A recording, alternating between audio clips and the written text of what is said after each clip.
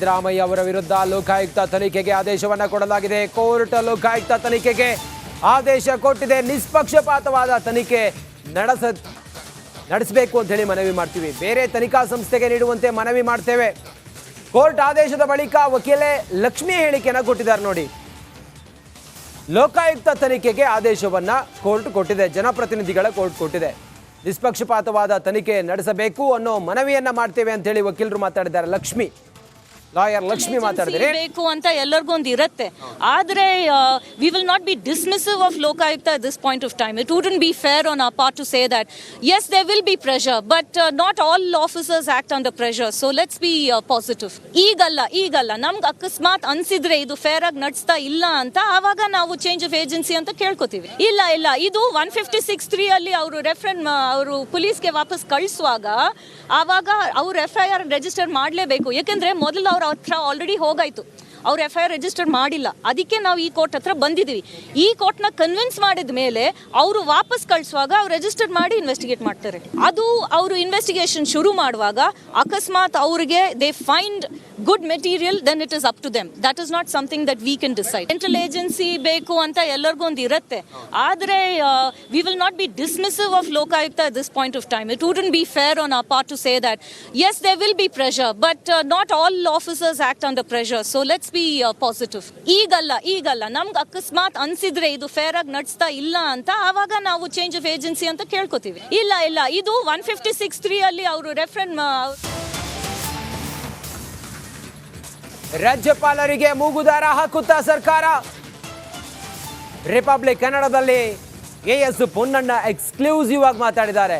CM ಕಾನೂನು ಸಲಹೆಗಾರರಾಗಿರುವ AS Ponnanna ಇಂಥದ್ದೊಂದು ವಿಚಾರವನ್ನು ಹೇಳಿದ್ದಾರೆ. ಆದಷ್ಟು ಬೇಗ ರಾಜ್ಯಪಾಲರ ವರ್ತನೆಗೆ ಬ್ರೇಕ್ ಹಾಕುತ್ತೇವೆ ಅಂತ ಹೇಳಿದ್ದಾರೆ. ಕೋರ್ಟ್ ಯಾರು CM ಅಂತ ತೀರ್ಮಾನ ಮಾಡಲ್ಲ, ಜನರು, ಶಾಸಕರು, ಮುಖ್ಯಮಂತ್ರಿಗಳು ಯಾರು ಅಂತ ಹೇಳಿ ತೀರ್ಮಾನ ಮಾಡ್ತಾರೆ. ಬಿಜೆಪಿಯಿಂದ ಎಷ್ಟು ಜನರು ಜೈಲಿಗೆ ಹೋಗಿದ್ದಾರೆ ಅನ್ನೋದ್ರ ಬಗ್ಗೆ ಎಲ್ಲ AS ಪೊನ್ನಣ್ಣ ಮುಖ್ಯಮಂತ್ರಿಗಳ ಕಾನೂನು ಸಲಹೆಗಾರರು ಮಾತಾಡಿದ್ದಾರೆ. ಏನ್ ಹೇಳಿದ್ದಾರೆ ಅನ್ನೋದನ್ನ ನೋಡೋಣ ಬನ್ನಿ.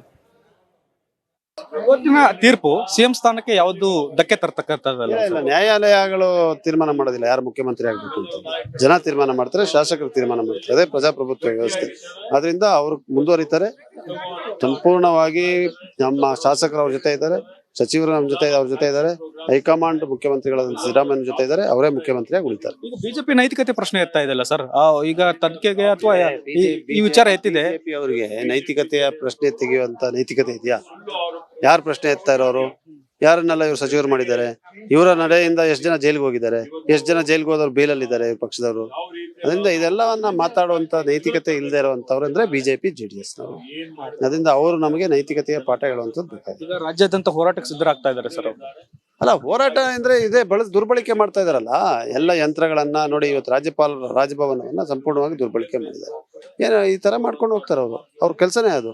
ಇದೇನು ಬರೀ ಕರ್ನಾಟಕದಲ್ಲಿ ಮಾತ್ರ ಅಲ್ಲ, ದೇಶಾದ್ಯಂತ ಎಲ್ಲೆಲ್ಲಿ ಬಿಜೆಪಿ ಹತ್ರ ಸರ್ಕಾರ ಇದೆ ಅದನ್ನ ಅಸ್ಥಿರಗೊಳಿಸೋದೇ ಇವರ ಒಂದು ಕೆಲಸ. ಸರ್ಕಾರ ರಾಜ್ಯಪಾಲರ ನಡುವೆ ಜುಗಲ್ಬಂದಿ ನಡೀತಾ ಇದೆಯಾ ಸರ್ ಅಂತ ಒಂದಷ್ಟು ಪ್ರಕರಣಗಳು ಆಗೋದಿಲ್ಲ. ಜುಗಲ್ಬಂದಿ ಅಂದ್ರೆ ಇಬ್ರು ಜೊತೆಗೆ ಆಡ್ಬೇಕು ಅಲ್ವಾ? ಇವರು ನಾವು ಸಂವಿಧಾನದ ಪಾಲನೆ ಮಾಡೋರು, ಅವ್ರ ಸಂವಿಧಾನ ವಿರೋಧಿಸೋರು. ಈಗ ಯಾವ ರೀತಿಯಾದಂತ ನಡೆಯನ್ನು ಅನುಸರಿಸ್ತಾ ಇದ್ದಾರೆ ಅಂತಾರೆ ರಾಜ್ಯಪಾಲರು? ಅಲ್ಲ, ರಾಜ್ಯಪಾಲರು ಇವತ್ತು ಕೂಡ ಅವರ ಕಾರ್ಯವ್ಯಾಪ್ತಿಯನ್ನ ಮೀರಿ, ಅವರ ಸಾಂವಿಧಾನಿಕವಾದಂತ ಅಧಿಕಾರವನ್ನ ಮೀರಿ ನಡೆಸ್ತಾ ಇದ್ದಾರೆ. ಅವರ ನಡೆ ಆ ತರ ಇದೆ. ಅದರಿಂದ ಅದನ್ನ ಸರಿಪಡಿಸ್ಕೊಳ್ಳೋದೇ ಒಳ್ಳೇದು. ಆ ರಾಜ್ಯಪಾಲರಿಗೆ ಮೂಗುದಾರ ಹಾಕಕ್ಕೆ ಕಾನೂನಲ್ಲಿ ಅವಕಾಶ ಇಲ್ವಾ ಸರ್ ಅಂತ?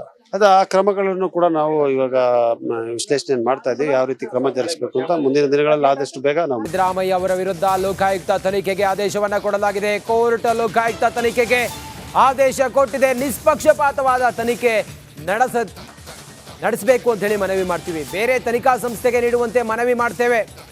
ಕೋರ್ಟ್ ಆದೇಶದ ಬಳಿಕ ವಕೀಲೆ ಲಕ್ಷ್ಮಿ ಹೇಳಿಕೆಯನ್ನು ಕೊಟ್ಟಿದ್ದಾರೆ ನೋಡಿ. ಲೋಕಾಯುಕ್ತ ತನಿಖೆಗೆ ಆದೇಶವನ್ನ ಕೋರ್ಟ್ ಕೊಟ್ಟಿದೆ, ಜನಪ್ರತಿನಿಧಿಗಳ ಕೋರ್ಟ್ ಕೊಟ್ಟಿದೆ. ನಿಷ್ಪಕ್ಷಪಾತವಾದ ತನಿಖೆ ನಡೆಸಬೇಕು ಅನ್ನೋ ಮನವಿಯನ್ನ ಮಾಡ್ತೇವೆ ಅಂತ ಹೇಳಿ ವಕೀಲರು ಮಾತಾಡಿದ್ದಾರೆ. ಲಾಯರ್ ಲಕ್ಷ್ಮಿ ಮಾತಾಡಿದ್ರೆ ಬೇಕು ಅಂತ ಎಲ್ಲರಿಗೂ ಒಂದು ಇರುತ್ತೆ. ಆದ್ರೆ we will not be dismissive of Lokayukta at this point of time. It wouldn't be fair on our part to say that yes there will be pressure, but not all officers act under pressure. So let's be positive. ಈಗಲ್ಲ ನಮ್ಗೆ ಅಕಸ್ಮಾತ್ ಅನ್ಸಿದ್ರೆ ಇದು fair ಆಗಿ ನಡೆಸ್ತಾ ಇಲ್ಲ ಅಂತ ಆವಾಗ ನಾವು ಚೇಂಜ್ ಆಫ್ ಏಜೆನ್ಸಿ ಅಂತ ಕೇಳ್ಕೊತೀವಿ. ಇಲ್ಲ ಇದು 156(3) ಅಲ್ಲಿ ಅವರು ಪೊಲೀಸ್ಗೆ ವಾಪಸ್ ಕಳಿಸುವಾಗ ಆವಾಗ ಅವ್ರು FIR ರಿಜಿಸ್ಟರ್ ಮಾಡಲೇಬೇಕು. ಯಾಕೆಂದ್ರೆ ಮೊದಲು ಅವ್ರ ಹತ್ರ ಆಲ್ರೆಡಿ ಹೋಗಾಯ್ತು, ಅವ್ರು FIR ರಿಜಿಸ್ಟರ್ ಮಾಡಿಲ್ಲ. ಅದಕ್ಕೆ ನಾವು ಈ ಕೋರ್ಟ್ ಹತ್ರ ಬಂದಿದ್ದೀವಿ. ಈ ಕೋರ್ಟ್ನ ಕನ್ವಿನ್ಸ್ ಮಾಡಿದ ಮೇಲೆ ಅವರು ವಾಪಸ್ ಕಳಿಸುವಾಗ ಅವ್ರು ರಿಜಿಸ್ಟರ್ ಮಾಡಿ ಇನ್ವೆಸ್ಟಿಗೇಟ್ ಮಾಡ್ತಾರೆ. ಅದು ಅವರು ಇನ್ವೆಸ್ಟಿಗೇಷನ್ ಶುರು ಮಾಡುವಾಗ ಅಕಸ್ಮಾತ್ ಅವ್ರಿಗೆ they find good material, then it is up to them. That is not something that we can decide. Central agency ಬೇಕು ಅಂತ ಎಲ್ಲರಿಗೂ ಒಂದು ಇರುತ್ತೆ. ಆದ್ರೆ we will not be dismissive of Lokayukta at this point of time. It wouldn't be fair on our part to say that yes there will be pressure, but not all officers act under pressure. So let's be positive. ಈಗಲ್ಲ ನಮ್ಗೆ ಅಕಸ್ಮಾತ್ ಅನ್ಸಿದ್ರೆ ಇದು fair ಆಗಿ ನಡೆಸ್ತಾ ಇಲ್ಲ ಅಂತ ಆವಾಗ ನಾವು ಚೇಂಜ್ ಆಫ್ ಏಜೆನ್ಸಿ ಅಂತ ಕೇಳ್ಕೊತೀವಿ. ಇಲ್ಲ ಇದು 156(3) ಅಲ್ಲಿ ಅವರು ರಾಜ್ಯಪಾಲರಿಗೆ ಮೂಗುದಾರ ಹಾಕುತ್ತಾ ಸರ್ಕಾರ. ರಿಪಬ್ಲಿಕ್ ಕನ್ನಡದಲ್ಲಿ AS ಪೊನ್ನಣ್ಣ ಎಕ್ಸ್ಕ್ಲೂಸಿವ್ ಆಗಿ ಮಾತಾಡಿದ್ದಾರೆ. CM ಕಾನೂನು ಸಲಹೆಗಾರರಾಗಿರುವ AS ಪೊನ್ನಣ್ಣ ಇಂಥದ್ದೊಂದು ವಿಚಾರವನ್ನು ಹೇಳಿದ್ದಾರೆ.